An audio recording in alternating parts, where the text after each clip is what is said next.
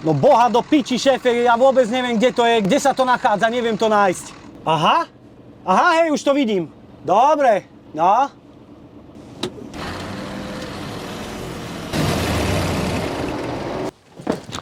No kde to mám boha ísť? Veď tuto je, nevieš čítať? Dobrý, no čo vám tu treba?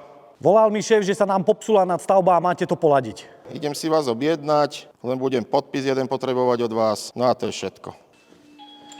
Ešte toto mi šéf povedal, že mám dať hadicu spraviť a valec. Není problém, tam to položte. Sadnite si zatiaľ.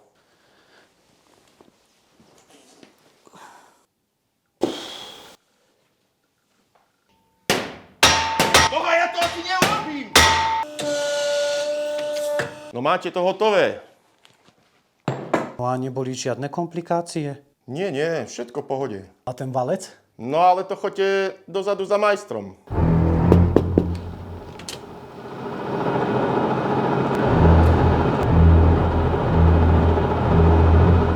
Čest práci vedúci, toto by som potreboval ale hneď spraviť. A čo si vymyslíte, že tu iba na vás čakám? Veď pozrite, čo tu mám roboty. Dobre, veď kľud, stačí, keď to bude do hodiny hotové. A čo tu inak ešte také robíte? Bo áno, poď, idem ti to ukázať.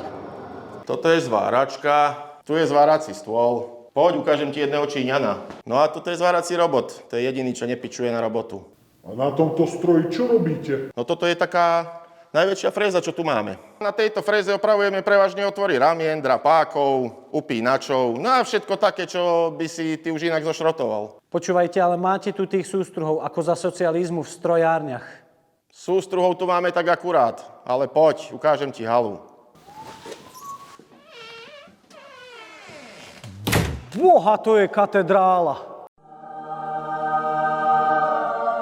Áno, rád ťa mám, vieš byť skutok, vieš byť man.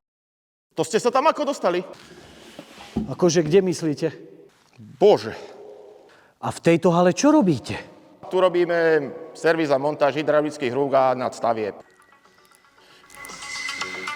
Boha, šéf mi volá.